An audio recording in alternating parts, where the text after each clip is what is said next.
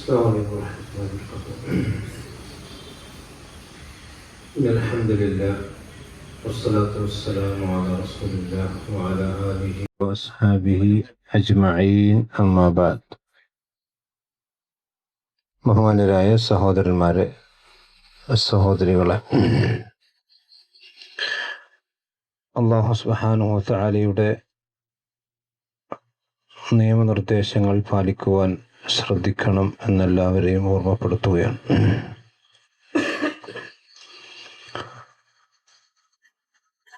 സൂറത്തുൽ മുഅ്മിനൂനാണ് നമ്മൾ പഠിച്ചുകൊണ്ടിരിക്കുന്നത്. അതിലെ 11 ആയത്തുകൾ നമ്മൾ കഴിഞ്ഞ ക്ലാസ്സുകളിൽ വിശദീകരിച്ചു. സ്വർഗം അനന്തരമായി എടുക്കുന്ന യഥാർത്ഥ സത്യവിശ്വാസികളായ ആളുകളുടെ സ്വഭാവ ഗുണവിശേഷണങ്ങളാണ് ആ ആയത്തുകളിൽ അല്ലാഹു വിശദീകരിച്ചത്. ഇനി നമ്മൾ സൂറത്തുൽ ഹജ്ജിൽ പഠിച്ചതുപോലെ തന്നെ മനുഷ്യന്മാരുടെ സൃഷ്ടിപ്പുമായി ബന്ധപ്പെട്ട വിവിധങ്ങളായ ഘട്ടങ്ങളെയാണ് അല്ലാഹു ശേഷമുള്ള ആയത്തുകൾ വിശദീകരിക്കുന്നത്. അഊദു ബില്ലാഹി മിനശ് ശൈത്വാനിർ റജീം.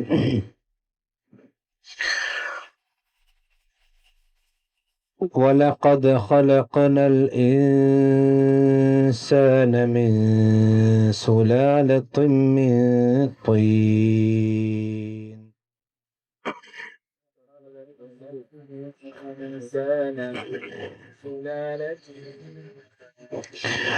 وَلَقَدْ خَلَقْنَا الْإِنسَانَ مِنْ سُلَالَةٍ مِنْ طِينٍ ولقد خلقنا الإنسان سلالة ثم جعلناه نطفة في قرار مكين ثم جعلناه نطفة في قرار مكين ثم جعلناه نطفة في قرار مكين ثم جعلناه نطفة في قرار مكين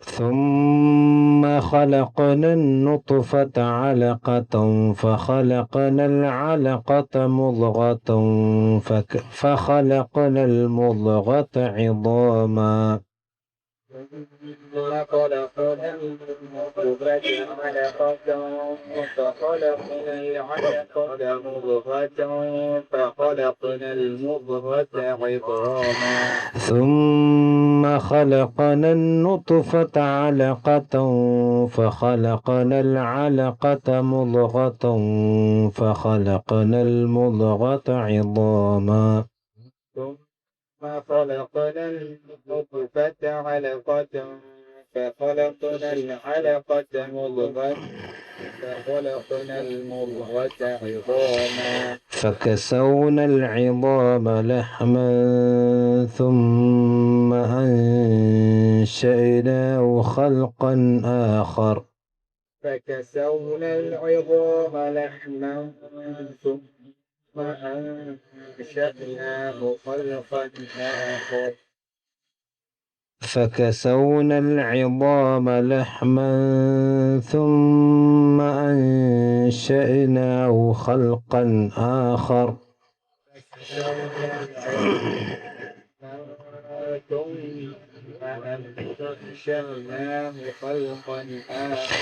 فتبارك الله أحسن الخالقين فتبارك الله أحسن الخالقين فتبارك الله أحسن الخالقين فتبارك الله أحسن الخالقين ولقد خلقنا ولقد ദാലിന് സുക്കൂനാണ് ഹുറുഫുൽ ഖൽഖല. വലഖദ് വലഖദ് ഖലഖന, ഖാഫിന് സുക്കൂനാണ്, അത് ഹുറൂഫുൽ ഖൽഖലാണ്. അതൊക്കെ നല്ലോണം ഉച്ചരിച്ച് വെളിവാക്കി ഉച്ചരിക്കണം. വലഖദ് ഖലഖന, വലഖദ് ഖലഖന എന്ന് ഓതാൻ പാടില്ല. വലഖദ് ഖലഖന എന്നല്ല, വലഖദ് ഖലഖന. എല്ലായിടത്തും മുസാഫ് ഉണ്ടല്ലോ അല്ലേ മൊബൈലിൽ. ഈ ഫാൻ ഓണാക്കി.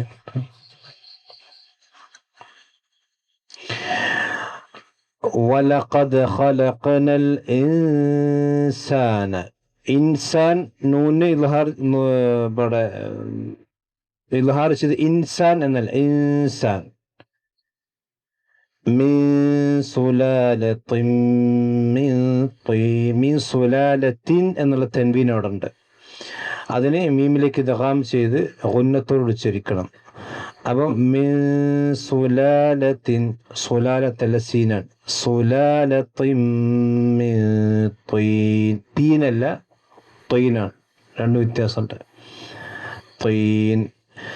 ثم جعلناه نطفة, نطفة تال طان, നുത്ഫതൻ, ത്വാ ഹുറൂഫുൽ ഖൽഖിൽപ്പെട്ടതാണ്. അപ്പം അതുകൊണ്ട് അവിടെ നുത്ഫ എന്നല്ല, നുത്ഫതൻ ഫീ ഖറാരിൻ മക്കീൻ. അവിടെ പല ആളുകൾ ഓതുമ്പോൾ ഖറാറിൻ മക്കീൻ എന്നാവുക. ഖറാറിൻ മക്കീൻ എന്നല്ല, റാക്ക് കസ്ർ കിട്ടിയ തർക്കീഖ് വേണം, രി എന്നാണ്. ഫീ ഖറാരിൻ മക്കീൻ, ഫീ ഖറാരിൻ മക്കീൻ. അവിടെ ഖറാറിൻ എന്ന് ഓതരുത്, ഫീ ഖറാരിൻ. പിന്നെ റാവിന് തൻവീൻ ഉണ്ട്, ആ തൻവീനിന് മീമിലേക്ക് ഇദ്ഗാം ചെയ്യണം. ഖറാരിൻ മക്കീൻ. ثم خلقنا النطفة, അവിടെയൊക്കെ ശ്രദ്ധിക്കുക. ഖലഖന, ഖലഖന ഖാഫ് ഹുറൂഫുൽ ഖൽഖലാണ്, നുത്ഫയിലെ ത്വാ ഹുറൂഫുൽ ഖൽഖലാണ്.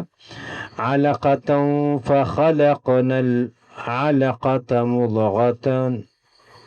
ഖലഖന അവിടെ ഖാഫിന് സുക്കൂനാണ്, നല്ലവണ്ണം ഉച്ചരിക്കണം. അലഖ, അലക്കല്ല അലഖത്താണ്, ബിൽ ഐൻ. അലഖതൻ. പിന്നെ മുദ്ഗ, മുദ്ഗ സ്വാദ് ദ്വാദ്, മുദ്ഗ ഗൈൻ, ഐന് ഗൈന്. അപ്പം മുദ്അല്ല, മറ്റേ അലക്കത്താണ്, ഇത് മുദ്ഗത്താണ്. فخلقنا المضغة عظاما, عظاما عظام.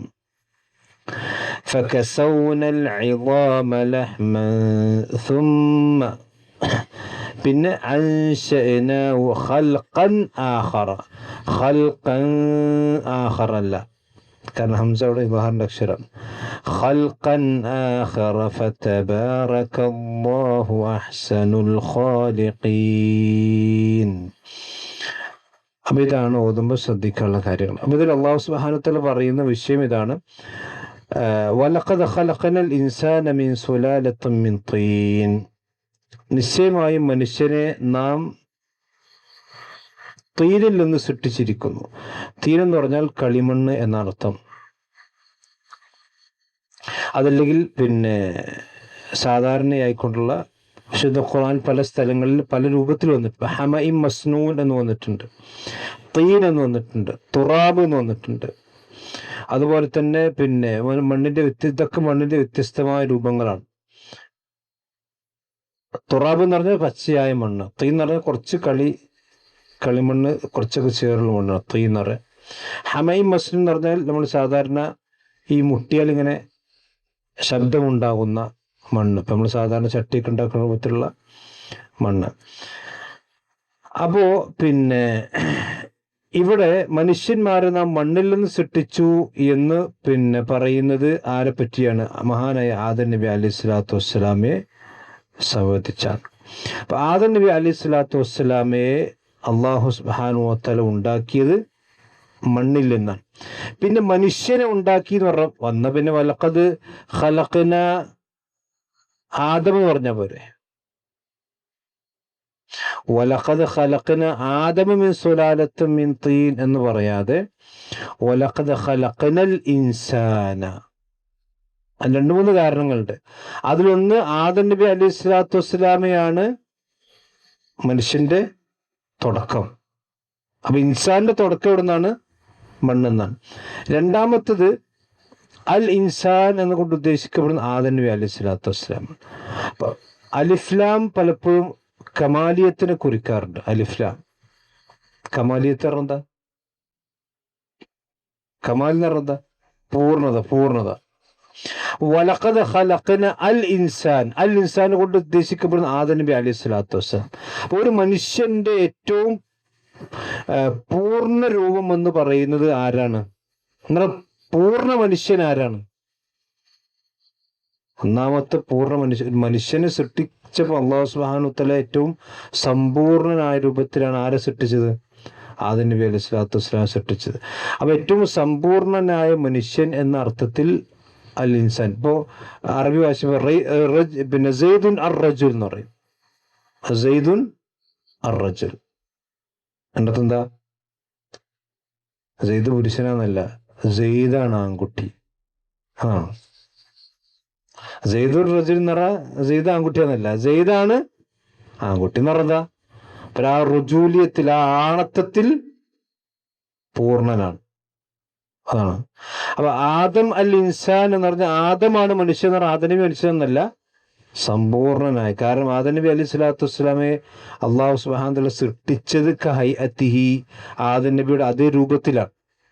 അപ്പൊ നമ്മളൊക്കെ അള്ളാഹു സൃഷ്ടിച്ചതിന് ശേഷം ഈ പറയുന്ന സൃഷ്ടിപ്പിലാണ്. ആദം നുത്ഫയെ, പിന്നെ അലഖത്തായി, മുളകത്തായി, മുഖല്ലഖത്തായി, പിന്നെ അങ്ങനെ സൃഷ്ടിച്ചിട്ട് പിന്നെ മനുഷ്യനായി ചെറുതായി വലുതായതല്ലേ. ആദം നബി അലൈഹി സ്വലാത്തു വസ്സലാമെ അള്ളാഹു സൃഷ്ടിച്ചപ്പം ആ സൂറത്ത് ആദം നബിയുടെ സൂറത്ത് തന്നെയാണ് സൃഷ്ടിച്ചത്. ആദം നബി ഇങ്ങനെ ചെറുതായി വലുതായതല്ല.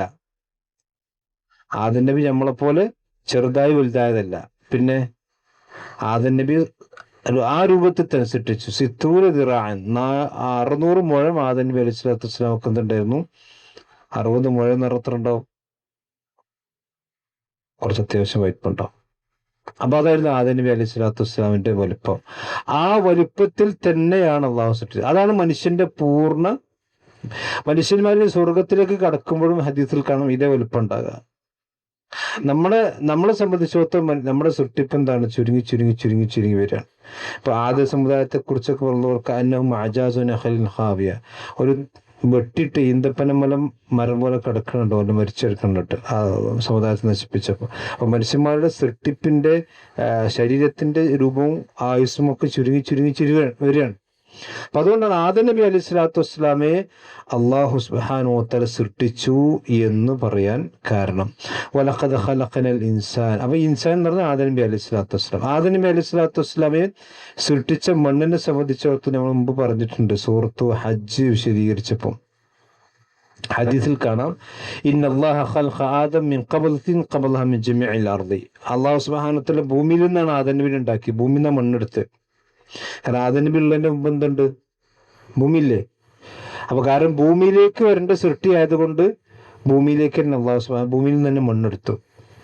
എന്നിട്ട് ഈ ഭൂമിയിൽ ഏത് ഭാഗത്തു നിന്ന് മണ്ണെടുത്തു? മീൻ ജമീഇൽ അർദി, ഭൂമിയുടെ എല്ലാ സ്ഥലത്തു നിന്നും മണ്ണെടുത്തു. മണ്ണിൽ വെളുപ്പ് മണ്ണുണ്ടാവും, ചുവപ്പ് മണ്ണുണ്ടാവും, അതുപോലെ തന്നെ കറുപ്പുണ്ടാവും, ഒക്കെ ഉണ്ടാവും. അതുകൊണ്ട് തന്നെ ഫജാ ബനു ആദം അലാ ഖദറിൽ അർദി, ഭൂമിയുടെ എന്തൊക്കെ നിറണ്ടാവും അതൊക്കെ മനുഷ്യന്മാരിലുണ്ട്. അങ്ങനെയാണ് മനുഷ്യന്മാരിൽ വെളുത്തവരുണ്ടായത്, കറുത്തവരുണ്ടായത്, ചുവപ്പ് നിറമുള്ള ആൾക്കാരുണ്ടായത്. ചുവപ്പ് നിറഞ്ഞാൽ വെളുപ്പ് നിറഞ്ഞ ചുവപ്പ്. ഇതൊക്കെ ഈ ആദം നബി അലൈഹി സ്വലാത്തു വസ്സലാമയുടെ ആ സൃഷ്ടിപ്പിന്റെ ഒരു ബൈ പ്രൊഡക്റ്റായി അല്ലെങ്കിൽ ബാക്കി അനന്തരമായിട്ട് വരുന്ന കാര്യമാണ്. മാത്രമല്ല ഉബൈന ദാലിക്കൽ ഖബീസ് വത്തയ്യിബ്, ഈ മണ്ണിന് നല്ല ഉറച്ച മണ്ണുണ്ടാവും, സോഫ്റ്റ് മണ്ണുണ്ടാവും. ഇതുപോലെ മനുഷ്യന്മാരിൽ എന്തുണ്ട്? സോഫ്റ്റും ഉണ്ട്, ടഫും ഉണ്ട്, ഉണ്ടല്ലോ. റസൂലുള്ളാഹി സ്വല്ലല്ലാഹു അലൈഹി വസല്ലമയെ പറ്റി അല്ലാഹു പറഞ്ഞു, വലൗ കുൻത ഫദ്ദൻ ഖലീദൽ ഖൽബി ലം ഫദ്ദു മിൻ ഹൗലി. നബി, നിങ്ങളെങ്ങാനും വലിയ ടഫായി റഫ് ആൻഡ് ടഫായിട്ട് ആളുകൾ പെരുമാറുന്നവരാണെങ്കിൽ എല്ലാവരും ഇങ്ങനെ അടുത്തുനിന്ന് കൊഴിഞ്ഞു പോകുമായിരുന്നതാണ്. റസൂൽ സോഫ്റ്റാണ്. ഇതുപോലെ മനുഷ്യന്മാരിൽ 2 സ്വഭാവക്കാരുണ്ട്, 2-3 സ്വഭാവക്കാർ. ഇതൊക്കെ മനുഷ്യൻ, ഈ മണ്ണിൽ എന്ത് സ്വഭാവം ഉണ്ടോ അതൊക്കെ മനുഷ്യനുണ്ടാവുന്ന. ഇനി മാത്രമല്ല, ഇപ്പൊ ഇന്ന് ശാസ്ത്രം പറയുന്നത് വെച്ചാൽ മണ്ണിലുള്ള എല്ലാ ധാതു ലവണങ്ങളും മനുഷ്യന്റെ ശരീരത്തിലുണ്ട്, ഉണ്ടല്ലോ. ഇരുമ്പ്, കാൽസ്യം, മാഗ്നറ്റ്, മറ്റേത് മറിച്ച് എല്ലാ ഇതൊക്കെ മണ്ണിലുള്ള. മണ്ണിലുള്ള വസ്തുക്കൾ, ഇരുമ്പ്, അതുപോലെ തന്നെ കാൽസ്യം സാധനങ്ങളെല്ലാം മണ്ണിലുണ്ട്. ആ മണ്ണിലുള്ളത് തന്നെയാണ് മനുഷ്യൻ്റെ ശരീരത്തിനുമുള്ളത്. അതിൻ്റെ അളവിലും തോതിലും അതിൻ്റെ ഇതിലൊക്കെ വ്യത്യാസം ഉണ്ടാകാം. പക്ഷേ ധാതു ലവണങ്ങൾ മനുഷ്യൻ്റെ ശരീരത്തിലുള്ളത്, മണ്ണിലുള്ളത് തന്നെയാണ് എന്ന് പറഞ്ഞാൽ ഈ മണ്ണിൽ നിന്നാണ് മിൻഹ ഖലഖനാക്കും എന്നുള്ള പറഞ്ഞത്. അപ്പൊ ഹസനുൽ ബസ്രി റഹ്മത്തുള്ളാഹി അലൈഹിയോട് ഒരാൾ ചോദ്യം ചോദിക്കുന്നുണ്ട്. ഹസൻ ബസ്രി ഖദരിയത്തിൽപ്പെട്ട ആളാണ് എന്നിട്ട് ആരോപണം ചില ആൾക്കാർ പറഞ്ഞപ്പം ഹസൻ ബസ്രിയുടെ ആൾക്കാർ ചോദിക്കും, ആദം നബി അലൈഹി സ്വലാത്തു വസ്സലാമയെ അള്ളാഹ് എവിടുക്കാ സൃഷ്ടിച്ചു ചോദിച്ചു. അദ്ദേഹം പറഞ്ഞു ഭൂമിയൊക്കെ സൃഷ്ടിച്ച്. ഭൂമിക്ക് സൃഷ്ടിച്ച ആദം നബി അലൈഹി സ്വലാത്തു വസ്സലാമിനെ അള്ളാഹ് സ്വർഗത്ത് കൊണ്ടായത് നേരെ ഭൂമിക്ക് വെച്ചാൽ പോരെ. അങ്ങനെ ഉണ്ടായി. എന്നാ ഭൂമിക്ക് മാത്രല്ല, ആ മലക്കുകൾ എന്താ പറഞ്ഞ്, ഇന്നി ജാഇലുൻ ഫിൽ അർളി ഖലീഫ, ഭൂമിയിൽ ഒരു ഖലീഫിനെ ഉണ്ടാക്കാൻ പോകുന്നുണ്ടെന്ന് പറഞ്ഞു. ഏതിന് പറഞ്ഞേച്ചോ, ആദം ഉസ്കുൻ അൻത വസൗജുക്കൽ ജന്ന, ഭൂമിയില്ല സ്വർഗത്തൊക്കെ പോയി. എന്താ മറുപടി? അപ്പോ പിന്നെ ഇദ്ദേഹം പറഞ്ഞത് ചോദ്യകർത്താവ് ഖദരിയാക്കൾ പറഞ്ഞത്, പിന്നെ ഖദരിയത്തിന്റെ വാദത്തിൽ ഉണ്ടാകാൻ വേണ്ടി ചോദിച്ചാണ്. അള്ളാഹ് എല്ലാം കണക്കാക്കിയിട്ടുണ്ടല്ലോ. അപ്പോ ഹസൻ ബസ്രി റഹ്മത്തുള്ളാഹി പറഞ്ഞു, അള്ളാഹു സുബ്ഹാനഹു വ തആല ആദം നബിയെ ഭൂമിയിലേക്ക് സൃഷ്ടിച്ചിട്ടുള്ളത്. പക്ഷെ എന്നിട്ട് അദ്ദേഹത്തെ സ്വർഗത്തിലാക്കാൻ കാരണം അള്ളാഹു സുബ്ഹാനഹു വ തആലക്ക് അറിയാം ആദം നബി എന്ത് ചെയ്യും, പഴം തിന്നും. പഴം തിന്നുമ്പം ഭൂമിയിലേക്ക് പോകേണ്ടി വരും. ശരി. അപ്പൊ ഭൂമിയിലേക്ക് പിന്നെ പോകാനൊരു കാരണം അള്ളാഹു സുബ്ഹാനഹു വ തആല എന്ത് ചെയ്യാണ്, ഉണ്ടാക്കണം, പുറത്തിറക്കും. പക്ഷെ ആ കാരണം ആദം നബി അലൈഹി സ്വലാത്തു വസ്സലാം അള്ളാഹു സുബ്ഹാനഹു വ തആലക്ക് മുൻകൂട്ടി അറിയണതുകൊണ്ടാണ് ആദം നബി ആയതെന്ന് അല്ല. അള്ളാഹ്ക്ക് ആദം നബി അലൈഹി സ്വലാത്തു വസ്സലാം മുൻകൂട്ടി പഴം തിന്നുമെന്ന് അറിയുന്നത് കൊണ്ടാണോ അതിനല്ല, അതങ്ങനെ കണക്കാക്കിയിട്ടുണ്ട്.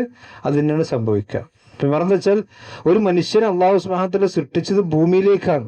അതുകൊണ്ട് തന്നെ ഭൂമിയിൽ നിന്നുള്ള ധാതു ലവണങ്ങളാണ് മനുഷ്യന്റെ ശരീരത്തിൽ അള്ളാഹു സുബ്ഹാനഹു വ തആല ഉണ്ടാക്കിയിട്ടുള്ളത്.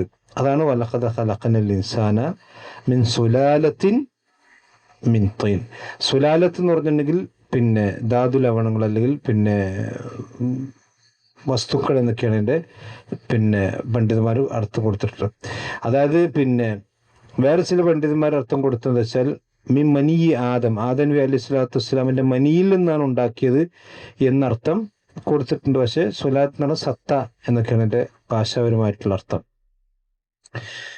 പിന്നെ ആദം നബി അലൈഹി സ്വലാത്തു വസ്സലാമയുടെ സൃഷ്ടിപ്പിന് ശേഷം ആദം നബിനെ മണ്ണിൽ നിന്നുണ്ടാക്കി. പിന്നെ ഹവ്വാ ബീവിനെ എന്തിനാ ഉണ്ടാക്കിയത്? ഹവ്വാ ബീവിനെ എന്തിനാ ഉണ്ടാക്കിയത്? ആദം നബി അലൈഹി സ്വലാത്തു വസ്സലാമയുടെ വാരിയിൽ നിന്നുണ്ടാക്കി. വാരിലിന്റെ പ്രത്യേകത എന്താ? വാരിലിന്റെ പ്രത്യേകത എന്താ? വളവുണ്ട്. വാരിൽ എന്തുണ്ട്? വളവുണ്ട്. കൈയിന്റെയും കാലിന്റെയും എല്ല് പോലല്ല വാരില്. വാരില് നേരെ നിൽക്കാൻ പറ്റുമോ? പറ്റില്ല. നമ്മൾ നേരെ നിൽക്കണമെങ്കിൽ വാരില് വളഞ്ഞിക്കണം. ശരിയല്ലേ? നമ്മൾ നേരെ നിൽക്കണമെങ്കിൽ വാരില് വളഞ്ഞിക്കണം. അതുകൊണ്ടാണ് റസൂലുള്ളാഹി സ്വല്ലല്ലാഹു അലൈഹി വസല്ലം സ്ത്രീകളെ പറ്റി പറഞ്ഞു ഖുലിഖന മിൻ ദൽഇൻ. ആ ഹവ്വാ ബീവിനെ ഉണ്ടാക്കിയത് എന്തെന്നാണ്? വാരിയിൽ നിന്നാണ്. ആ വാരിലിന് ഫിത്രത്തൻ ഒരു വളവുണ്ട്. അതെല്ലാ സ്ത്രീകൾക്കും ഉണ്ടാവും. ആ റസൂലുള്ളാഹി സ്വല്ലല്ലാഹു പറയുന്ന ഭർത്താക്കന്മാർ ആ വളവിനെ നിങ്ങൾ നിർത്താൻ പോയാൽ എന്ത് ചെയ്യും? പൊട്ടിപ്പോവും. ആ വളവിനെ നിങ്ങൾ എന്ത് ചെയ്യണം? നിർത്താൻ കഴിയില്ല. അത് മനുഷ്യന്മാരെ ആദ്യം പെണ്ണുങ്ങളൊറ്റ പറയില്ല കേട്ടോ, അത് റസൂലുള്ളാഹി സ്വല്ലല്ലാഹു അലൈഹി പറഞ്ഞാണ്. ആ വളവിന് നിങ്ങൾ എന്ത് ചെയ്യാൻ കഴിയില്ല? നിർത്താൻ കഴിയില്ല. ആ വളവിനെ നിർത്തിക്കഴിഞ്ഞാൽ ഫകസ്റുഹാ തലാഖുഹാ ഹദീസിൽ കാണാം. ആ വളവ് പൊട്ടലേക്കാരം. ആ പൊട്ട് എന്ന് പറഞ്ഞാൽ എന്താണ്? തലാഖ് ഇപ്പൊ സംഭവിക്കുക. അപ്പൊ ആ വളവിനെ വളവായിട്ട് ഇതിനെ നിലനിർത്തി അതേ പറഞ്ഞത് നേരെ ആകണമെങ്കിൽ വളവുണ്ടാവണം. ഇത് ഒരാൾക്ക് നേരെ നിൽക്കണമെങ്കിൽ നട്ടല് നേരെ പറ്റൂല, ആ ഫിത്രത്തിലുള്ള. അതുകൊണ്ടാണ് അപ്പൊ ഹവ്വാ ബീവി സൃഷ്ടിച്ച ആദം നബി അലൈഹി സ്വലാത്തു വസ്സലാമയുടെ മുതുകിൽ നിന്നാണ്.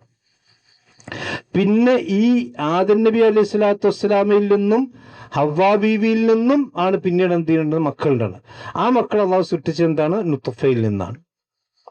ആണിന്റെയും പെണ്ണിന്റെയും നുത്ഫയിൽ നിന്ന്. അതാണ് പിന്നെ അള്ളാഹു പറഞ്ഞത് സുമ്മ ജഅൽനാഹു നുത്ഫ.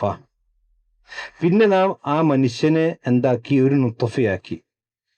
അതായത് പിന്നീട് ആണിൽ നിന്നും പെണ്ണിൽ നിന്ന് വരുന്ന നുത്ഫയിൽ നിന്നാണ് അള്ളാഹു സുബ്ഹാനഹു വ തആല മനുഷ്യവർഗത്തെ സൃഷ്ടിച്ചത്. പിന്നീട് ആ നുത്ഫയെ ഫി ഖറാരിൻ മക്കീൻ, അള്ളാഹുവിൻ്റെ ഒരു സൃഷ്ടിപ്പിൻ്റെ ഇതാണ് ഇവിടെ പറഞ്ഞത്. പിന്നെ അതെന്താക്കി, ഒരു ഖറാറും മക്കീനിലേക്കാക്കി മാറ്റി. ഖറാറും മക്കീനെ കൂടെ ഉദ്ദേശം എന്താണ്? ഗർഭാശയമാണ്. ഒരു മനുഷ്യന്റെ സൃഷ്ടിപ്പിന്റെ തുടക്കം എന്ന് പറയുന്നത് ആദം നബി അലൈഹി സ്വലാത്തു വസ്സലാമയും ഹവ്വയും കഴിഞ്ഞാൽ പിന്നീട് ഒരു മനുഷ്യന്റെ തുടക്കം എന്ന് പറയുന്നത് ഖറാറും മക്കി എന്ന് പറഞ്ഞാൽ അത് റഹിമാണ്. റഹിം എന്ന് പറഞ്ഞാൽ ഗർഭാശയമാണ്. അത് സ്ത്രീകൾക്ക് ഫിത്രത്തിന് ഉണ്ടാകുന്ന ഒരു സംവിധാനം. അതാണ് മക്കീൽ എന്ന് പറഞ്ഞാൽ. മക്കാൻ എന്താ? മക്കാൻ സ്ഥലം. ഖറാർ എന്ന് പറഞ്ഞാൽ എന്താ? ശരിക്കും സ്ഥിരം ആയിട്ട് നിൽക്കുന്ന നിറം. ആ ഒരു കുഞ്ഞിന്റെ പൂർണ്ണ വളർച്ച എത്തുന്നത് വരെ അള്ളാഹു സുബ്ഹാനഹു നിശ്ചയിച്ച ഒരു ഖറാറാണ്, ഒരു സ്ഥലമാണ് യഥാർത്ഥത്തിൽ ഗർഭാശയം. നമ്മൾ സുഹൃത്തു ഹജ്ജ് വിശദീകരിച്ചപ്പോൾ വിശദമായി പറഞ്ഞുകൊണ്ടാണ് പെട്ടെന്ന് അധികം വിശദീകരിക്കാതെ പോകണം. പിന്നെ അള്ളാഹു സുബ്ഹാനഹു വ തആല പറഞ്ഞു, പിന്നെ ഈ നുത്ഫത്തിനെ, അപ്പം നമുക്കറിയാം പുരുഷന്റെ ബീജത്തിൽ അതുപോലെ തന്നെ സുന്ദരി അണ്ടെന്ന് പുരുഷന്റെ ഒരു കോടാനുകോടി ബീജങ്ങളുണ്ടാവും. പക്ഷെ ഈ കോടാനുകോടി ബീജങ്ങളിൽ ഒരു ബീജവുമാണ് അണ്ടവുമായിക്കൊണ്ട് യോജിക്കുക, നമുക്കറിയാലോ. പക്ഷെ ഇന്നും ശാസ്ത്രത്തിന് ഉത്തരമില്ലാത്തൊരു ചോദ്യം എന്താ വെച്ചാൽ, ഒരു ബീജമാണ് മാത്രമാണ് അണ്ടവുമായിക്കൊണ്ട് സംയോജിക്കുന്നെങ്കിൽ എന്തുകൊണ്ട് ഒരു ബീജം മാത്രം ഉൽപ്പാദിപ്പിക്കപ്പെടുന്നില്ല എന്നാണ്. ഇനി മാത്രം ഇതിൽ ഏറ്റവും അത്ഭുതകരമായ കാര്യം എന്താ വെച്ചാൽ, ഈ പുരുഷന്റെ ലൈംഗിക ശേഷി കുറവ് എന്ന് പറഞ്ഞാൽ ഇതിൽ ബീജങ്ങളുടെ എണ്ണത്തിന്റെ കുറവാണ്. അപ്പോൾ ഒരു നിശ്ചിത ശതമാനം ബീജം എണ്ണം കുറഞ്ഞാൽ കുഞ്ഞുണ്ടാവില്ല. നിങ്ങൾ ആലോചിച്ചോളൂ, ഒരു അണ്ടവുമായി കൊണ്ട് യോജിക്കാൻ ഒരു ബീജം മതി. പക്ഷെ എന്നിട്ടും ഒരു നിശ്ചിത ശതമാനം ബീജത്തിന്റെ എണ്ണം കുറഞ്ഞാൽ കുഞ്ഞുണ്ടാവില്ല എന്നാ. അപ്പൊ നിങ്ങൾ ആലോചിച്ചോ, ഒരു കുഞ്ഞുണ്ടാകണമെങ്കിൽ ഒരുപാട് ബീജങ്ങൾ ആവശ്യമാണ്. അതിലൊരു ബീജം മാത്രമേ അണ്ടവുമായിക്കൊണ്ട് സംയോജിക്കുന്നുള്ളൂ. ഇതൊക്കെ അല്ലാഹു സുബ്ഹാനഹു വ തആലയുടെ മഹാത്ഭുതങ്ങളാണ്. അപ്പൊ ഇതിനൊക്കെ എന്താ മറുപടി വെച്ചാൽ, അതൊക്കെ ശാസ്ത്രം പറയുന്നത് വെച്ചാൽ അതൊക്കെ പ്രകൃതിയുടെ വികൃതികൾ എന്ന് പറയാം. എന്നാലും അള്ളാന്റെ സൃഷ്ടി വൈഭവം എന്ന് പറയുന്നത് അതൊക്കെ പ്രകൃതിയുടെ വികൃതികൾ എന്ന് പറയാം. മനസ്സിലായില്ലേ?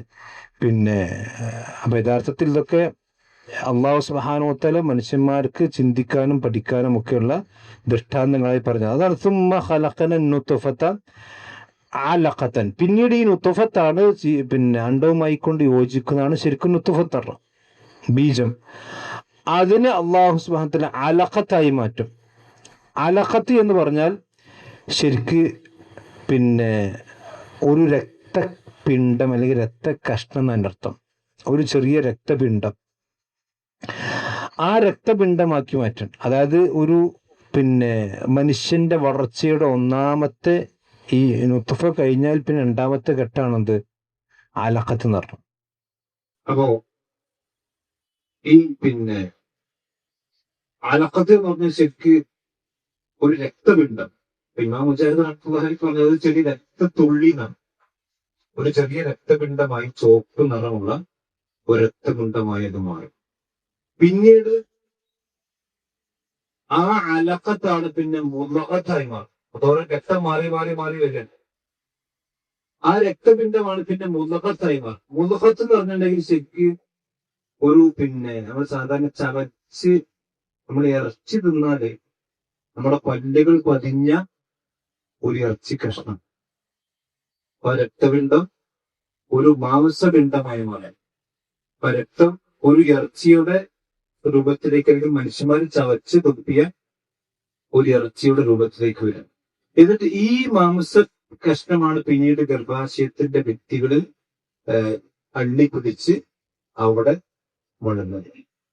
അതാണ് മുളഖത്ത് എന്നാണ്. ഇതൊക്കെ അവിടെ വിശദീകരിച്ചാൽ കൂടുതൽ വിശദീകരിക്കണ്ട. പിന്നെ ഈ മുളഖത്തിനെയാണ് ഇവിടൊക്കെ നമ്മൾ ആലോചിച്ച് നോക്കണം. ഈ ലുത്ഫത്തിനെ ഗർഭാശയത്തിലാക്കുന്നവൻ അള്ളാഹ് പറഞ്ഞു നാമാണ് ആക്കിയത്. സുമ്മ ജഅൽനാഹു, അവിടെ ജഅലനാണ് അള്ളാഹു പറഞ്ഞത്. സുമ്മ ജഅൽനാഹു നുത്ഫത്തൻ, ആ നുത്ഫയിലേക്ക് അള്ളാഹു സുബ്ഹാനഹു അവിടെ ആക്കി.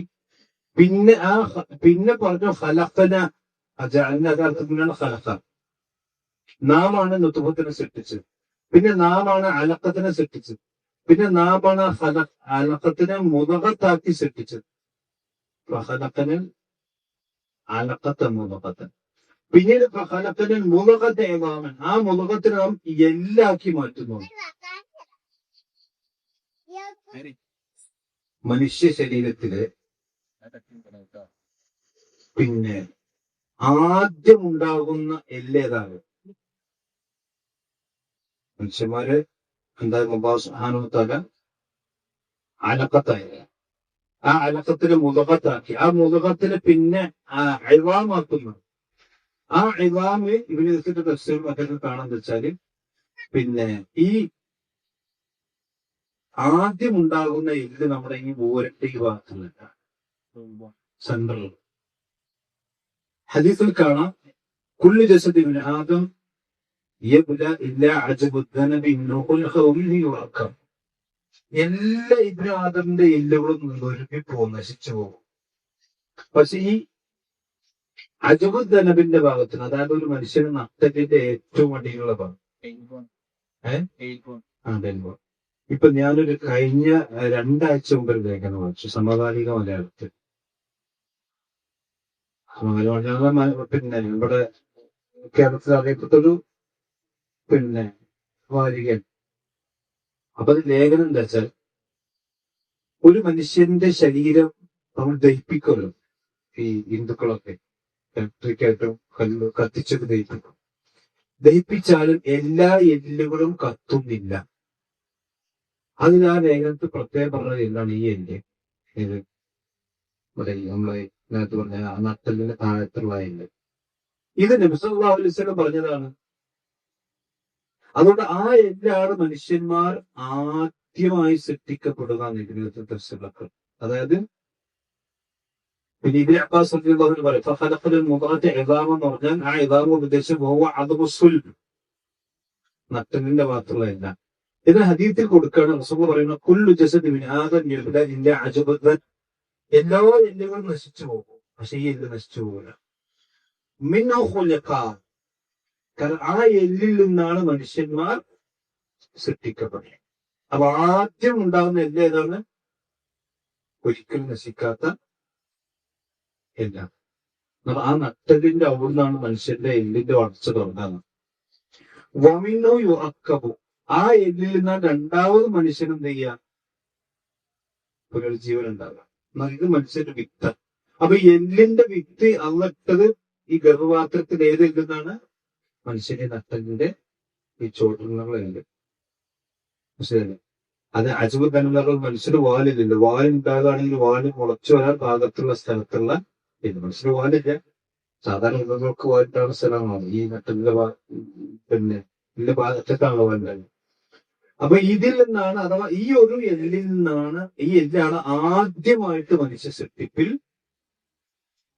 പിന്നെയാണ് ബാക്കിയുള്ള കയ്യിന്റെയും കാലിന്റെയും അതുപോലെ തന്നെ മറ്റു എല്ലുകളൊക്കെ അല്ലാഹു സുബ്ഹാനഹു വ തആല ഉണ്ടാക്കുക.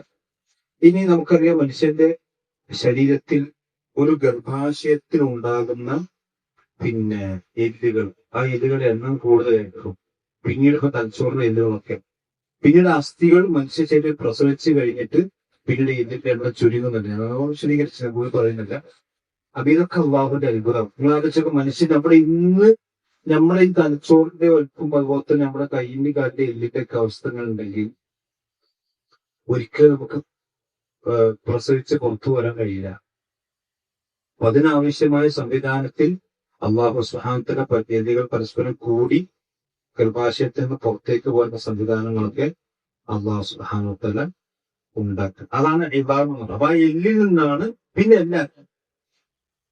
അപ്പൊ ഒരു നുത്ഫത്തിന് അലഖത്തായി, അലഖത്ത് മുദ്ഗത്തായി, മാംസപിണ്ഡമായി, ആ മാംസപിണ്ഡത്തിന്റെ എല്ലായി. പിന്നെ ആ എല്ലിനെ കസൗന, നാം തന്നെയാണ് അതിനെ അണിയിപ്പിച്ച് കസാറിന വസ്ത്രം ധരിപ്പിക്കുന്നത്. ആ എല്ലിനെ നാം അണിയിപ്പിച്ചു. എങ്ങനെ അണിയിപ്പിച്ചു? ലഹ്മൻ, മാംസമാക്കി അണിയിപ്പിച്ചു. അപ്പൊ എല്ലിനെ മാംസം കൊണ്ട് അല്ലാഹു സുബ്ഹാനഹു വ തആല ഇതൊക്കെ നാം പൊതിഞ്ഞിരിക്കുന്നു. ഇതൊന്നും മനുഷ്യന്റെ ഒരു ഇടപെടലുമില്ല. അപ്പൊ നിങ്ങൾ ആലോചിച്ചപ്പോൾ ഇതൊക്കെ എന്ന് കാലത്തിറങ്ങിയ ആയത്താണ്. അല്ലാഹുവിന്റെ ഖുർആൻ 14 നൂറ്റാണ്ടുകൾക്ക് പിറന്നുമ്പോ ഒരു എംബ്രിയോളജിയോ അല്ലെങ്കിൽ ഒരു ഗൈനക്കോളജിസ്റ്റിന്റെ ഇത്തരം സംവിധാനങ്ങൾ എന്തിനധികം ഒരു മനുഷ്യന്റെ എന്താണ് വയറിൽ നടക്കുന്നത് എന്ന് പോലും അറിയാത്ത കാലഘട്ടമാണ്. ഈ പുരാതന ഗ്രീക്ക് തത്വശാസ്ത്രങ്ങൾക്ക് എങ്ങനെയാ മനുഷ്യന്മാര് കുട്ടിണ്ടാവണമെന്ന് ചോദിച്ചാൽ പല അന്ധവിശ്വാസങ്ങളുണ്ടായിരുന്നു. അതായത് ഒരു പുരുഷന്റെ മണിയിൽ എന്തൊരു ചെറിയ കുഞ്ഞിന്റെ ചെറിയ രൂപത്തിൽ ചെറിയ കുട്ടിന്റെ കുട്ടികൾ ഗർഭാശയത്തിൽ വളർന്നു വരികയാണ് എന്നൊക്കെ പറഞ്ഞിരുന്നു. ഇങ്ങനെ പല അന്ധവിശ്വാസങ്ങളും വ്യാപകമായി ഉണ്ടായ കാലഘട്ടത്തിലാണ് ഈ ഘട്ടമായി അല്ലാഹു സുബ്ഹാനഹു വ തആല ഇപ്പൊ നിങ്ങൾ ആലോചിക്കുക, എത്ര സ്കാനിങ്ങും ഇത് എന്തോരോ എന്താ പറയാ, ഗർഭത്തിലിരിക്കുന്ന കുഞ്ഞിന്റെ ഹൃദയമിടിപ്പ് പോലും അളക്കാൻ കഴിയും നമുക്ക്. അത് ആ കുട്ടിയുടെ അതിന്റെ സ്പന്ദനം പോലും നമുക്ക് അളക്കാൻ കഴിയുന്ന മെഷീനുകളും സംവിധാനവും നമുക്ക് ആ കുട്ടിയുടെ ഓരോ പ്രവർത്തനം നിരീക്ഷിക്കാൻ കഴിയും. അത്രയും വികസിച്ചൊരു കാലഘട്ടത്തിൽ ഈ ആയത്ത് ചെയ്തിട്ടില്ല, പൊളിഞ്ഞില്ലല്ലോ. മാത്രമല്ല തർത്തീബ് തെറ്റിക്കണം ഇല്ലല്ലോ, അതിന്റെ ഓർഡർ തെറ്റിയാണ് ഇല്ല. പദപ്രയോഗങ്ങൾ വളരെ സൂക്ഷ്മമാണ്. കാരണം കീർത്തിമുറ പോലുള്ള പണ്ഡിതന്മാരൊക്കെ ഈ ആയത്ത് കണ്ടിട്ടാണ് മുസ്ലിമാണ്. കാരണം എംബ്രിയോളജിയിൽ ഈ ഭ്രൂണശാസ്ത്രത്തിൽ അത്രയും അഗാധമായ പാണ്ഡിത്യമുള്ള വ്യക്തിയെന്തെയാണ് അദ്ദേഹം ശാസ്ത്രം പഠിച്ചു നോക്കുമ്പോൾ അതൊക്കെ ഇവിടെ ഉണ്ട്. ഇവര് വലിയ ഗോൾ കണ്ടെത്തിയ സാധനങ്ങളൊക്കെ ഈ ഒരൊറ്റ അള്ളാഹു സുബ്ഹാനഹു വ തആല ഉൾക്കൊള്ളിച്ചത് കണ്ടപ്പോഴാണ് അദ്ദേഹം മുസ്ലിമാണ്. ആലോചിച്ച് നോക്കാം, മനസ്സിലായി. അപ്പൊ ഇത് അള്ളാഹു സുബ്ഹാനഹു വ തആല വളരെ കൃത്യമായി പറഞ്ഞു. ഈ എല്ലിനെ മാംസം പൊതിയുന്നതോടു കൂടി പിന്നെ ഈ സൃഷ്ടിപ്പിന്റെ വേറെ ഘട്ടത്തിലേക്ക് കടക്കാം. അതാണ്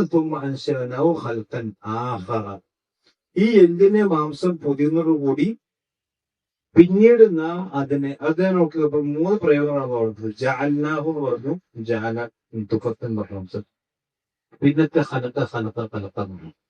പിന്നെന്ത് പറഞ്ഞു? സുമ്മ ഖലഖനാഹു ഖൽഖൻ ആഖർ അല്ല, സുമ്മ അൻശഅനാഹു ഖൽഖൻ ആഖർ. പിന്നീട് നാം അതിന് വേറെ ഒരു സൃഷ്ടിയാക്കി വളർത്തിയത്. പിന്നെ നാം അതിന് വേറെ സൃഷ്ടിയാക്കാം. ഈ വേറെ സൃഷ്ടിയാകുന്നത് എപ്പോഴാണെന്ന് ചോദിച്ചാൽ അതാണ് റസൂലുള്ളാഹി സ്വല്ലല്ലാഹു അലൈഹി വസല്ലം പറഞ്ഞത്. പിന്നെ അത് 4 മാസം കഴിയുമ്പോഴാണ്. 4 മാസം കഴിയുമ്പോൾ റസൂലുള്ളാഹി സ്വല്ലല്ലാഹു അലൈഹി വസല്ലം ഹദീസിൽ കാണാം, ഇന്ന അഹദക്കും ലയജ്മഉ ഖൽഖുഹു ഫീ ബത്നി ഉമ്മി 40 യൗമൻ. 40 ദിവസം ഉമ്മാന്റെ വയറ്റിലുണ്ടാവും തുടക്കത്തിൽ. പിന്നെ ആ 40 ദിവസം തുമ്മ യകൂന അലഖത്തൻ മിത്ല ദാലിക്. പിന്നീട് 40 ദിവസം പിന്നെ അലഖത്തായി നിൽക്കും. തുമ്മ യകൂന മുദ്ഗത്തൻ മിത്ല ദാലിക്. പിന്നീട് 40 ദിവസം മുദ്ഗത്തായി നിൽക്കും. അപ്പൊ എത്രയായി?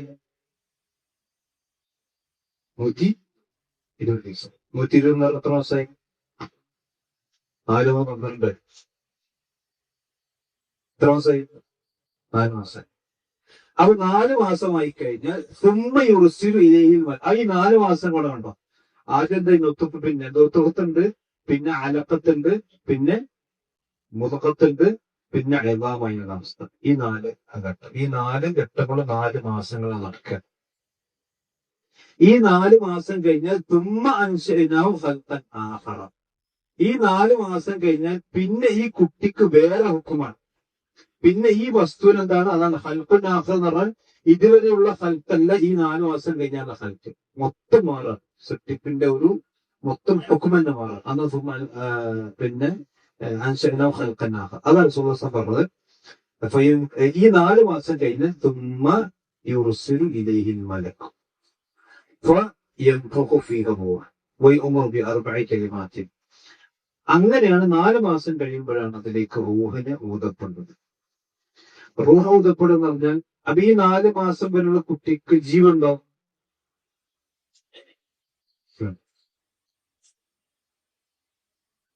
ജീവനില്ലാതെ 4 മാസം വളരെ ഹയാത്തുണ്ട്, റൂഹില്ല.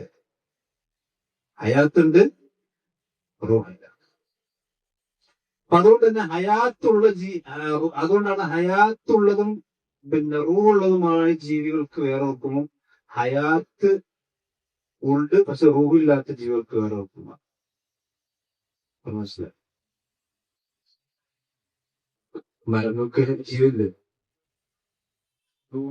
റൂഹില്ലേ? മരങ്ങൾക്ക് ജീവല്ലേ? അതുകൊണ്ടല്ലേ വളർന്നത്. ജീവന്റെ മാത്രമല്ല ഇദ്റാക്കുണ്ട്. ഇപ്പൊ ആലോചിക്ക്, പുല്ല് ഇപ്പൊ ഇവിടെ ചേരുമാരുണ്ടെങ്കിൽ ആ പുല്ല് ഇങ്ങനെ വത്തുകൾ പോലെ നമ്മൾ ചൂഷത്തിന്റെ മരപ്പാമ്പിന്റെ വലതു ഭാഗത്തിന് കൊണ്ടുണ്ടാകുന്നുണ്ടായിക്കൊണ്ടില്ല.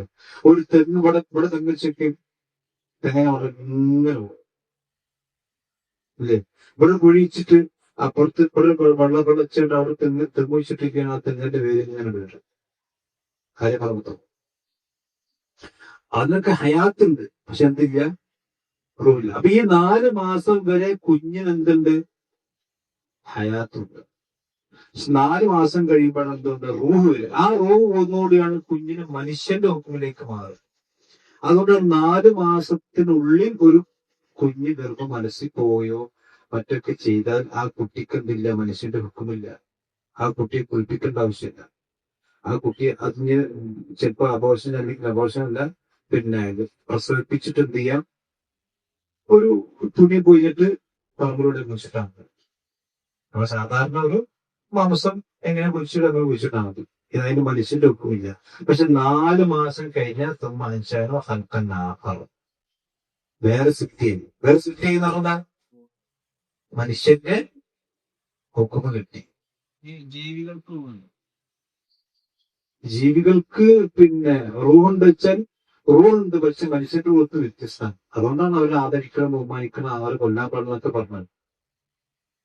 അന്യായമായിട്ട് കൊല്ലാൻ നമുക്ക് അനുവദിക്കപ്പെട്ടത് രൂപത്തിൽ മാത്രമേ കൊല്ലാൻ പാടുള്ളൂ. അതന്നെ കൊല്ലാൻ പറഞ്ഞ രൂപത്തിൽ കൊല്ലണം.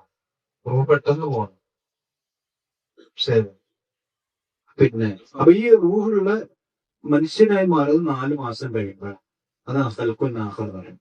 ഈ 4 മാസത്തിന് അല്ലാഹു എന്തൊക്കെ എഴുതി വെക്കും? റിസ്ഖും വഅജലും വഅമലും അൽഹുവ ശഖിയ്യുൻ വസഈദ്.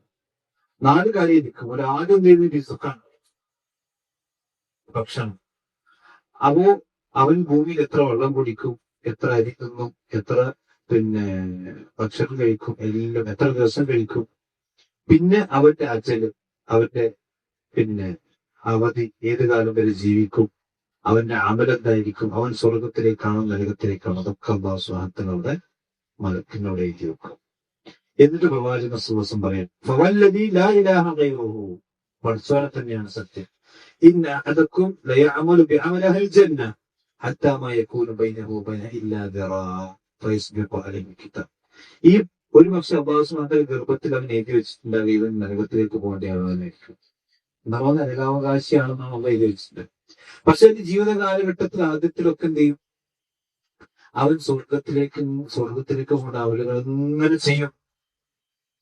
എന്നിട്ട് പറയാം, സുഖം പറയേണ്ടത് ഈ അജലിന്റെയും അഥവാ അള്ളാഹു സുബ്ഹാനഹു വ തആല ഇവൻ സ്വർഗത്തിലേക്ക് പോകുമെന്ന് എഴുതി വെച്ച ആ അജലിന്റെയും ഇവന്റെ പ്രവർത്തനത്തിന് വേണ്ടി ഒരു ദിറാവ് മാത്രം ബാക്കി ഉണ്ടാകുമ്പോഴേയും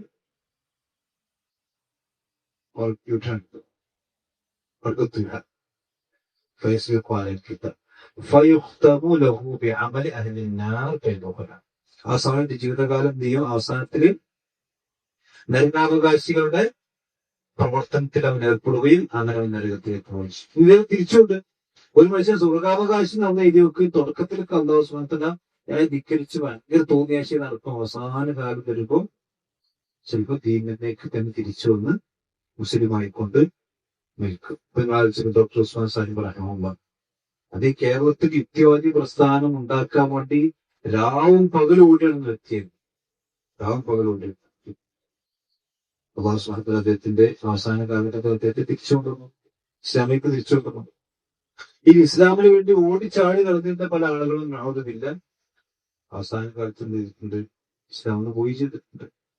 അതൊക്കെ അല്ലാഹു സുബ്ഹാനഹു വ തആല എഴുതി വെച്ചതുപോലെ തന്നെയാണ് സംഭവിക്കുക. ഇതാണ് ഖൽഖൻ ആഖിർ എന്ന് പറയും. അല്ലാഹു സുബ്ഹാനഹു വ തആല മറ്റൊരു സൃഷ്ടിപ്പായിക്കൊണ്ട് അതിനെ മാറ്റുന്നതാണ്.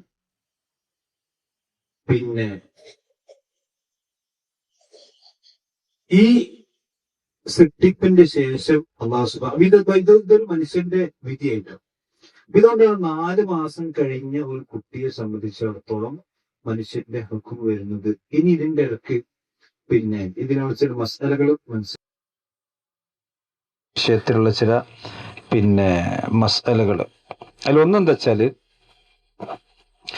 പിന്നെ ഇപ്പൊ ഒരു കുഞ്ഞ് അല്ലെങ്കിൽ ഒരു പിന്നെ ഞാൻ ഗർഭകാലത്തിന്റെ 1-ാം മാസത്തിലോ അതല്ലെങ്കിൽ 2-ാം മാസത്തിലോ 3-ാം മാസത്തിലോ ഒക്കെ ഒരു ഗർഭം അലസിപ്പോവുക അല്ലെങ്കിൽ ഗർഭത്തിൽ നിന്ന് കുഞ്ഞ് നഷ്ടപ്പെട്ടു പോകുന്ന അവസ്ഥക്ക് ഉണ്ടായിക്കഴിഞ്ഞാൽ അതിന്റെ ഹുക്കം എന്താന്നുള്ളതാണ്.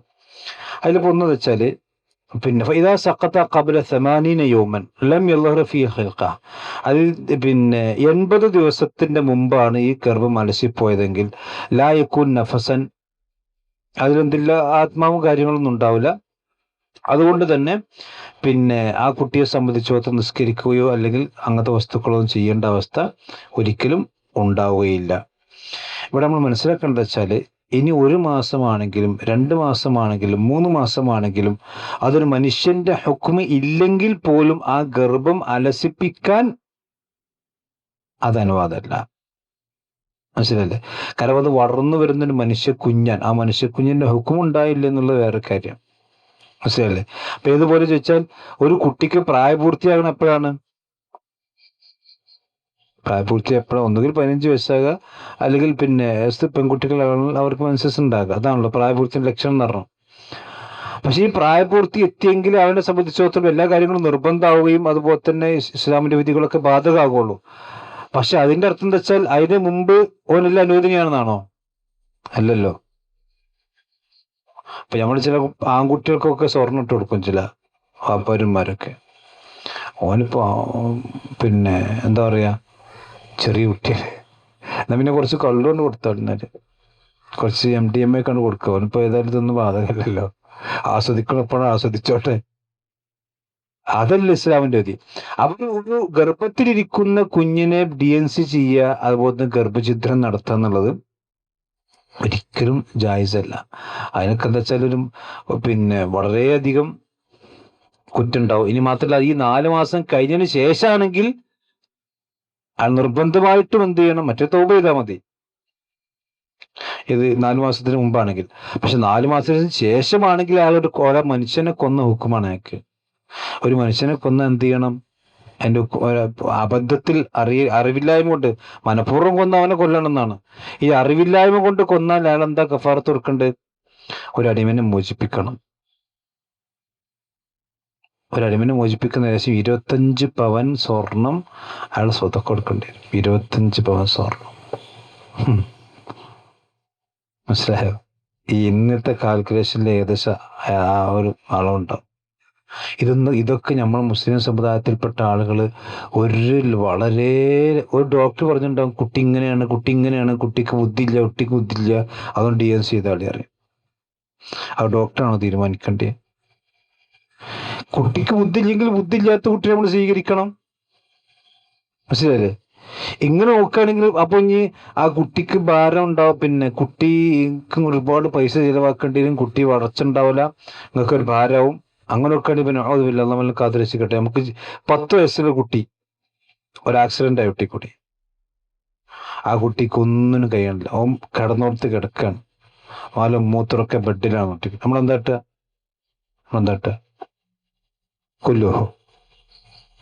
കൊല്ലൂലല്ലോ. അപ്പൊ നമുക്ക് കുട്ടി ജനിച്ച കുഞ്ഞിന് എന്താണോ വിധി അത് തന്നെയാണ് ജനിക്കാനുള്ള കുഞ്ഞിന്റെ വിധി. അത് പടച്ചവന്റെ വിധി വെച്ചാൽ നമ്മൾ എന്ത് ചെയ്യണം? അത് പരീക്ഷണമാണ്, കൊല്ലാൻ പാടില്ല. പക്ഷെ ഇന്നത്തെ ഇത് പറയാൻ കാരണം ഈ വിഷയത്തിലൊക്കെ വളരെ ലാഘവത്വം മുസ്ലിം സമുദായത്തിൽ സർവ്വസാധാരണമാണ്. ഇതിനൊക്കെ കഫാറത്ത് കൊടുക്കേണ്ടി വരും. നിങ്ങൾ ആലോചിച്ചു, 4 മാസം കഴിഞ്ഞതിന് ശേഷമുള്ള കുഞ്ഞാണെങ്കിൽ അതിൻ്റെ കഫാറത്ത് നിർബന്ധമായും കൊടുക്കണം. ഇനി ഇദാ സഖതത്തു നുത്ഫത്തു ഫീ തൗരി അസ്സാനി, അത് അലഖത്തായിരിക്കുന്ന അവസ്ഥയിൽ ഒരു കുഞ്ഞ് ഇല്ലാതെയായിപ്പോയി എന്ന് പറഞ്ഞാൽ ഗർഭം അലസിപ്പോയി കഴിഞ്ഞാൽ, അപ്പോ അതിലും പണ്ഡിതന്മാർ പറഞ്ഞെന്ന് വെച്ചാൽ ആ കുഞ്ഞിനെ സംബന്ധിച്ചിടത്തോളം ലാ യുസല്ല അലിഹ വല തുഗ്സൽ വല തുക്ഫൻ വല തൂറസ്, അനന്തരം കിട്ടൂല. എന്നാൽ ഇതുമായി ബന്ധപ്പെട്ടുകൊണ്ട് മറ്റു ചില മസലകളുണ്ട്. ഇപ്പോ ഒരു പെണ്ണ് ഗർഭിണിയാണ്, അപ്പോൾ ഒരു മനുഷ്യന്റെ അടിയേറ്റുകൊണ്ടാണ് ആ പെണ്ണിന് ഗർഭം അലസിയത് നോട്ടിക്കൊടി. ഒരാൾ ചവിട്ടി അല്ലെങ്കിൽ എന്തെങ്കിലും കച്ചറുണ്ടായിട്ട് ചവിട്ടി, അപ്പൊ ആ വയറിന് ചവിട്ടിയതിൻ്റെ അല്ലെങ്കിൽ ആ കയറിന് അടി കൊണ്ടതിൻ്റെ പേരിലാണ് ആ കുഞ്ഞിന്റെ ഗർഭം അലസിപ്പോയത് എങ്കിൽ ആ അതിന്റെ വിധി എന്താണ്? ഹൽ തജിഫില ഔല. ഈ ഇയാളെ സംബന്ധിച്ചിടത്തോളം കഫാറത്തോ അല്ലെങ്കിൽ കാരണങ്ങളോ ഉണ്ടോ എന്നാണ് ചില പണ്ഡിതന്മാർ പറഞ്ഞത്. ജുംഹൂറിന്റെ പണ്ഡിതന്മാർ പറഞ്ഞു വെച്ചാൽ ഒരു മനുഷ്യന്റെ രൂപമാകുന്നത് വരെ ഇല്ല എന്നാണ് ചില പണ്ഡിതന്മാർ പറഞ്ഞെങ്കിലും 3 മദ്ഹബിലും ഒരു മനുഷ്യന്റെ, അതായത് ഇയാൾ മനഃപൂർവ്വം കൊന്നതാണെങ്കിൽ, മനഃപൂർവ്വം ആ ഗർഭം അലസിപ്പിച്ചതാണെങ്കിൽ ആ മനുഷ്യനെ സംബന്ധിച്ചിടത്തോളം കഫാറത്ത് നിർബന്ധമായിക്കൊണ്ടും കൊടുക്കേണ്ടതുണ്ട് എന്നാണ്. ഇനി ഈ പെണ്ണ് ഇപ്പൊ ഒരു ഗർഭത്തിലിരിക്കുന്ന പെണ്ണ്, ഗർഭത്തിന്റെ സ്റ്റാർട്ടിങ് ആണ്, ഒരു 2-3 മാസമായിട്ടുള്ളൂ. അപ്പൊ ആ പെണ്ണിന്റെ ഭർത്താവ് ത്വലാഖ് ചെല്ലപ്പെട്ട അവസ്ഥ. അപ്പൊ ത്വലാഖ് ചെല്ലപ്പെട്ട പെണ്ണ് 3 ദിവസം ഇതിരിക്കണല്ലോ. അപ്പൊ ഇതിരിക്കുന്ന സന്ദർഭത്തിലാണ് ഈ സംഭവം ഉണ്ടായത്. അപ്പൊ ഗർഭമുള്ള പെണ്ണിന്റെ എത്ര? ഗർഭമുള്ള പെണ്ണിന്റെ എത്ര? പ്രസവമാണ്. ഹംലഹുന്ന, അവൾ പ്രസവിക്കാന്നുണ്ട്. അപ്പൊ ഈ പെണ്ണ് ത്വലാഖ് ചെല്ലപ്പെട്ട പെണ്ണാണ്. അപ്പൊ ഈ പെണ്ണിനെ സംബന്ധിച്ചിടത്തോളം ഇങ്ങനൊരു സംഭവം ഉണ്ടായും ചെയ്ത്. എങ്ങനെ? ഈ മറ്റൊരാളുടെ പ്രഹരം കൊണ്ട് എന്ത് ചെയ്തു? ഈ പെണ്ണിന് ഗർഭം അലസിപ്പോകുന്ന അവസ്ഥ ഉണ്ടായി. അപ്പൊ ആ പെണ്ണിന്റെ ഇദ്ദ എത്രയാണ്?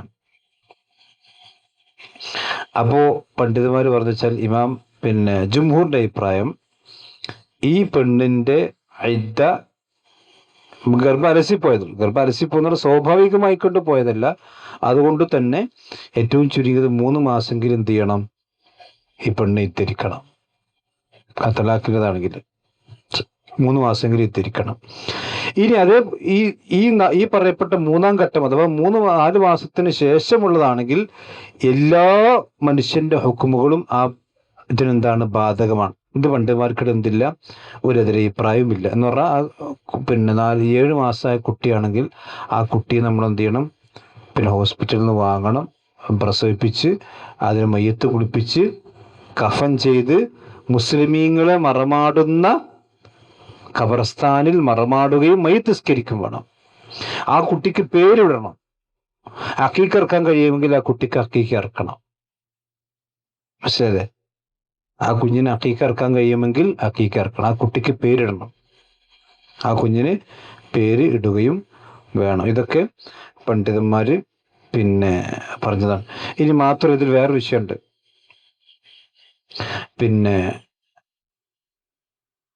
ഇപ്പോ ഒരു വാപ്പ മരിച്ചു, കുട്ടിക്കുട്ടി ഉമ്മ ഗർഭിണിയാണ്. വാപ്പ മരിച്ച ഉമ്മ ഗർഭിണിയാണ്. അപ്പൊ ഉമ്മ ഗർഭിണിയാണ്. അപ്പൊ വാപ്പ മരിച്ചതിന് ശേഷം ഈ ഉമ്മ എന്ത് ചെയ്തു? 5-ാം മാസത്തിൽ പ്രസവിച്ചു കുട്ടിക്കുട്ടി. 5-ാം മാസത്തിൽ എന്ത് ചെയ്തു? പ്രസവിച്ചു. ഈ പ്രസവം നടക്കുന്നത് എപ്പോഴാണ്?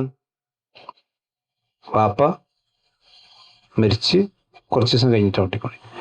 അപ്പൊ സ്വാഭാവികമായിക്കൊണ്ടും ഈ ബാപ്പാന്റെ സ്വത്തിൽ ആർക്ക് അവകാശമുണ്ട്? ആർക്ക് അവകാശമുണ്ട്? ഈ 5 മാസമായ കുട്ടിക്ക് അവകാശമുണ്ട്. കാരണം എന്താ? ബാപ്പ മരിക്കുമ്പോൾ ഈ കുട്ടി ജീവിച്ചിരിക്കണില്ലേ? ഉമ്മാന്റെ പള്ളിലാന്നുള്ളൂ, ജനിച്ചിട്ടില്ലാന്നുള്ളൂ.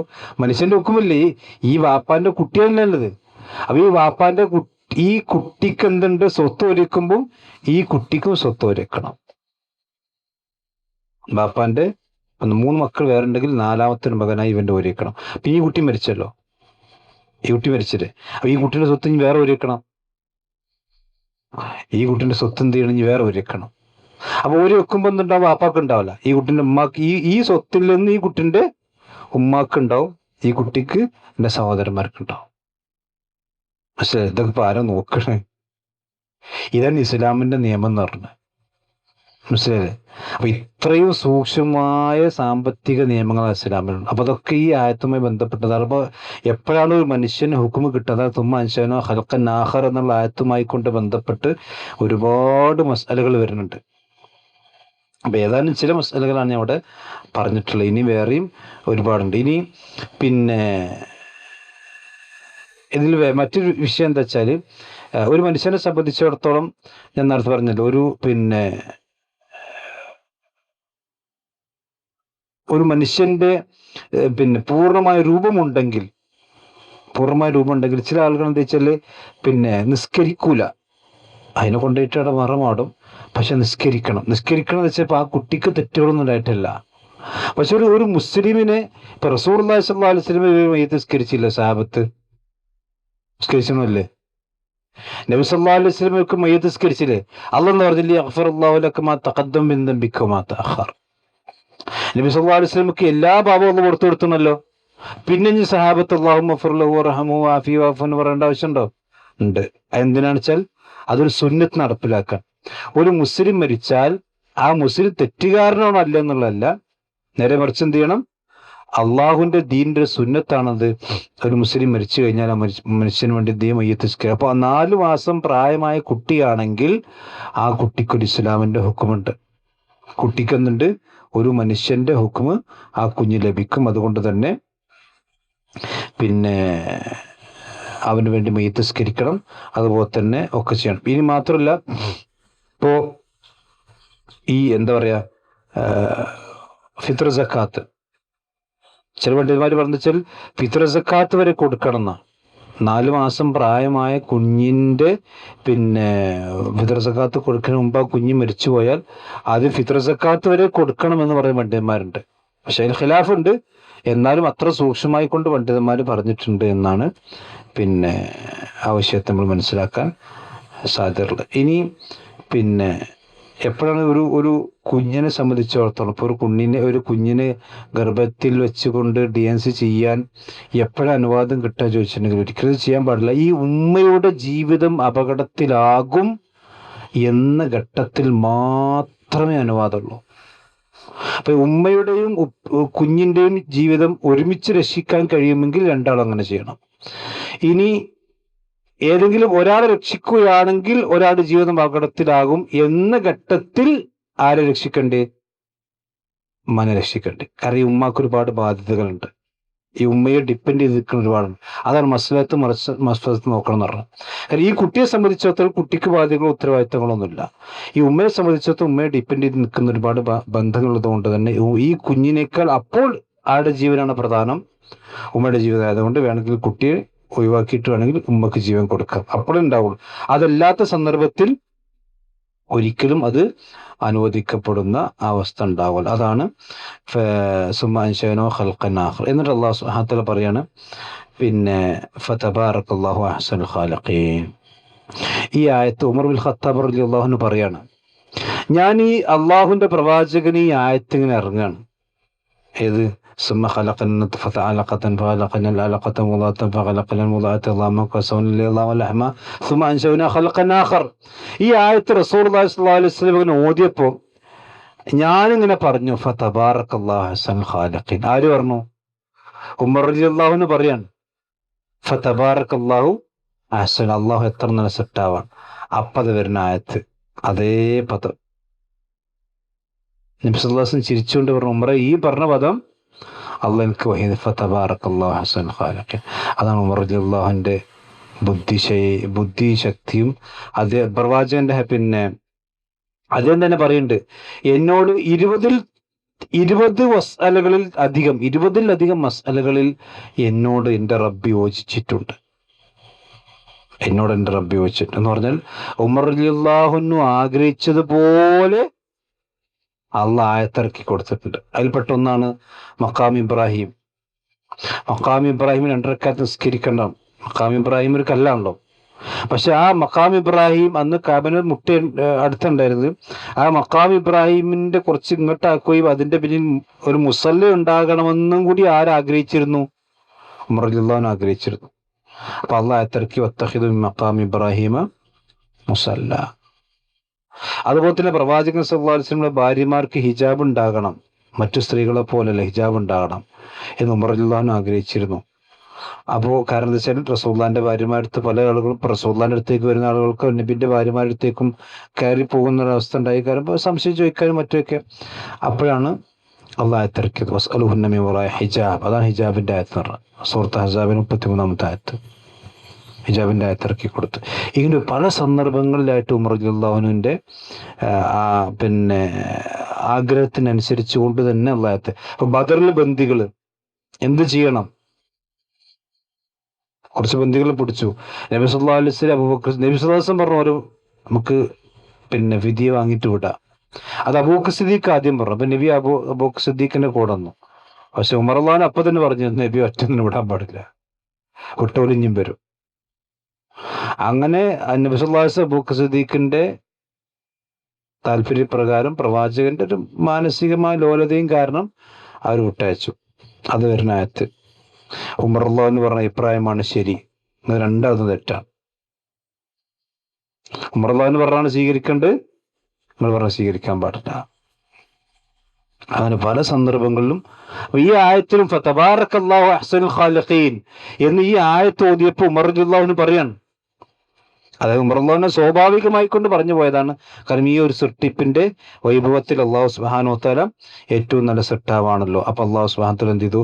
ഫതബാറകല്ലാഹു അഹ്സനുൽ ഖാലിഖീൻ, അള്ളാഹു സുബ്ഹാനഹു വ തആല ഖാലിഖീങ്ങളിൽ ഏറ്റവും അഹ്സനായവനാകുന്നു എന്ന് അള്ളാഹു സുബ്ഹാനഹു വ തആല അതിന് ഉമർ റളിയല്ലാഹുവിന്റെ ആ ആയത്തിന്റെ അദ്ദേഹം പറഞ്ഞ അതേ വാചകം തന്നെ എടുത്തുദ്ധരിച്ചുകൊണ്ട് പറയാണ്.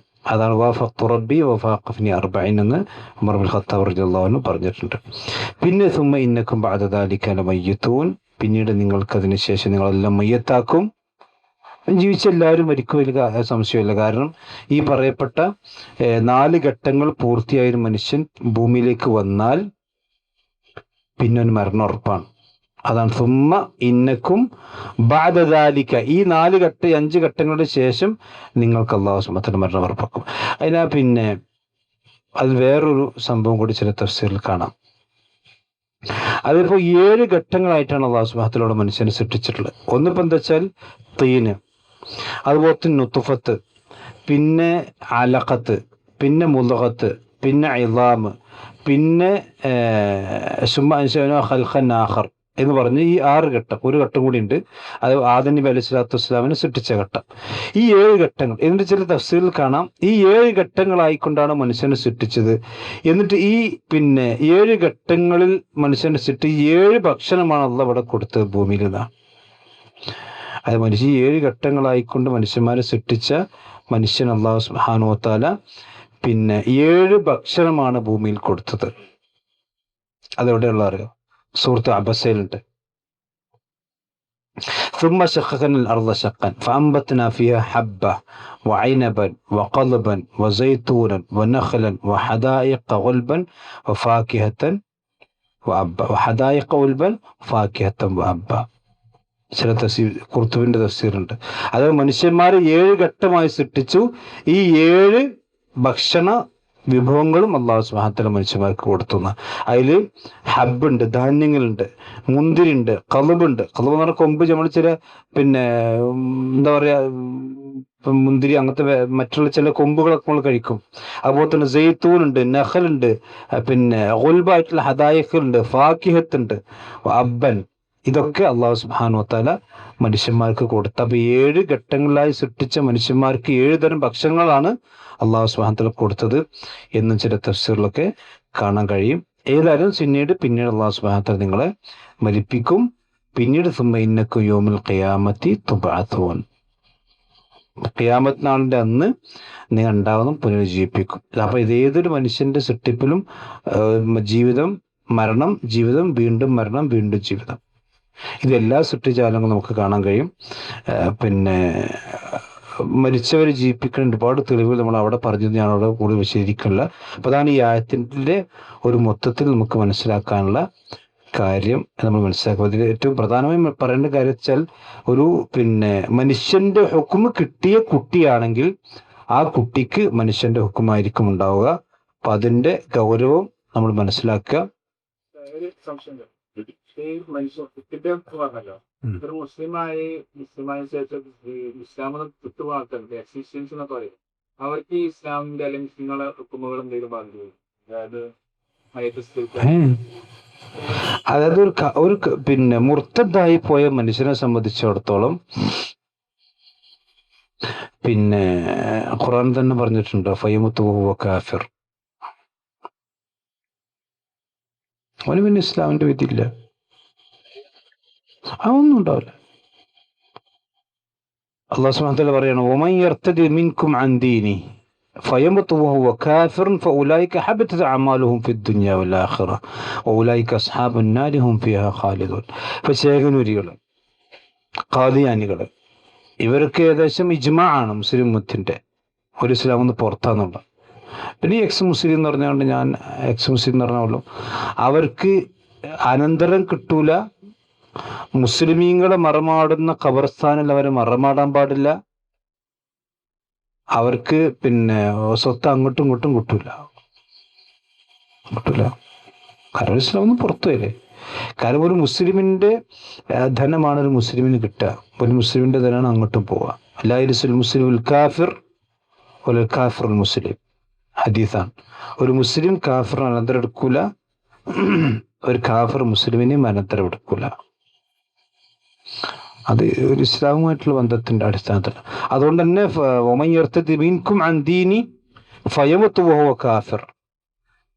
കാഫിറായിക്കൊണ്ട് മരിച്ചു പോയാൽ പിന്നെ ഫൗലായിക്ക് അവന്റെ എല്ലാം പൊളിഞ്ഞുപോയി.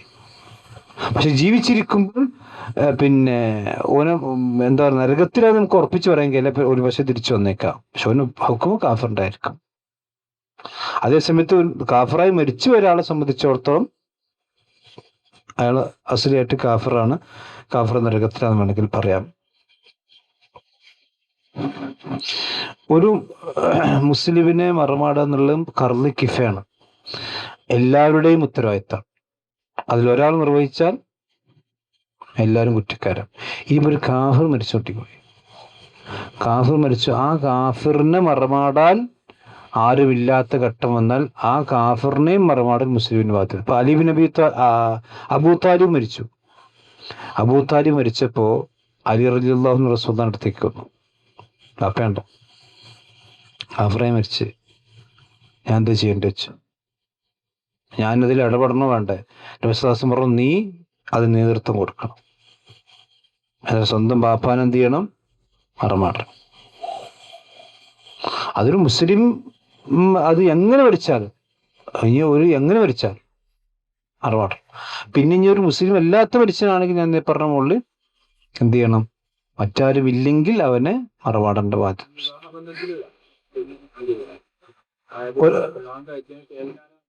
മുർസത്തായി പോണ വിവാഹബന്ധം വേർപിരി, വിവാഹബന്ധം ഞാനൊരു മുസ്ലിം അല്ല എന്ന് പ്രഖ്യാപിക്കുന്നതോടുകൂടി തന്നെ ഒരു തമ്മിൽ വിവാഹബന്ധം ഇല്ലാതെയാവും. പിന്നെ വേറെ തലാഖിന്റെ ഒന്നും ആവശ്യമില്ല. ആ വിവാഹബന്ധം എന്നാണോ അവൻ മുസ്ലിം ആയി കഴിഞ്ഞത്, ആ പെണ്ണ് എന്ത് ചെയ്യണം? 3 മാസം ധരിക്കണം. ഭർത്താവ് പിന്നെ അങ്ങോട്ട് കൊല്ലു നടത്തുകയാണെങ്കിൽ ഒരു മെൻസസ് പീരീഡ് അവൾ ഇരിക്കുക, അതിൽ ഫസ്ഖ് നടത്തുകയാണെങ്കിൽ ഇതൊക്കെ ഫസ്ഖ് നടത്തണ്ടേ. അപ്പോൾ ഒരു മെൻസസ് പീരീഡ് അവർ ഇത്തിരിക്കുക, അവർക്ക് വേറെ കല്യാണം കഴിക്കുക, ഇസ്ലാമികമായിട്ട് കുഴപ്പമില്ല. പക്ഷെ അതൊക്കെ എന്താ വെച്ചാൽ നമ്മുടെ നാട്ടിൽ പ്രശ്നം ഉണ്ടാവും. അപ്പൊ അതിനെന്താ വെച്ചാൽ നമ്മള് ആദ്യത്തന്നെ ഒരു പിന്നെ കോടതി പോയിട്ട് എന്ത് ചെയ്താൽ മതി? കൊല്ല് ഫസ്ഖ് വാങ്ങിയാൽ മതി. ശരീരത്തിന് നിയമത്തിന് പറ്റൂല, പിന്നെ അതിവിടെ നിയമത്തെ സേഫ്റ്റി ആക്കാവാണ്. ഒരു മനുഷ്യൻ കാഫറായി പോയി ഓനെ പിന്നെ എത്രത്തോളം യഹ്ബിമാസൊക്കെ പറഞ്ഞ് നിസ്കരിക്കാത്തതും കാഫറാന്ന്. ഓനെ മയ്യത്ത് പറഞ്ഞോട് നിസ്കരിക്കാൻ പാടില്ല പറഞ്ഞിട്ടുണ്ട്. 5 നിസ്കരിക്കാത്തവൻ ഇസ്ലാമെന്ന് പുറത്താണ്. ഓന്റെ മയ്യത്ത് ഇവിടെ ഓനെ മയ്യത്ത് നിസ്കരിക്കാൻ പാടില്ല ഷെയ്ഖ് ഇബ്നു ബാസ് റഹ്മത്തുള്ളാഹി പറഞ്ഞു. നമ്മൾ അത്രയൊന്നും പറയണ്ട, ശരി. കാരണം റസൂൽ പറഞ്ഞാണ് മൻ തറക്ക അൽഹദുല്ലദീ ബൈനഹു വബൈനഹും അസ്സലാഹു മൻ തറക്കഹ ഫഖദ് കഫറ റസൂൽ പറഞ്ഞു. മാത്രമല്ല സഹാബത്ത് പറയുന്നുണ്ട്, ഒരു കാര്യം ഉപേക്ഷിച്ചാൽ അവൻ കാഫറായി പോകുമെന്ന് ഞങ്ങൾ കണ്ടത് നിസ്കാരം മാത്രമായിരുന്നു എന്ന് പറയുന്നു. അല്ലാഹു അഅലം ബിസ്സവാബ്. എന്ന് സുബ്ഹാനക്കല്ലാഹി വബിഹംദിക അശ്ഹദു അൻ ലാ ഇലാഹ ഇല്ല അൻത അസ്തഗ്ഫിറുക വഅത്തുബു ഇലൈക്. അസ്സലാമു അലൈക്കും വറഹ്മത്തുള്ളാഹി വബറകാതുഹു.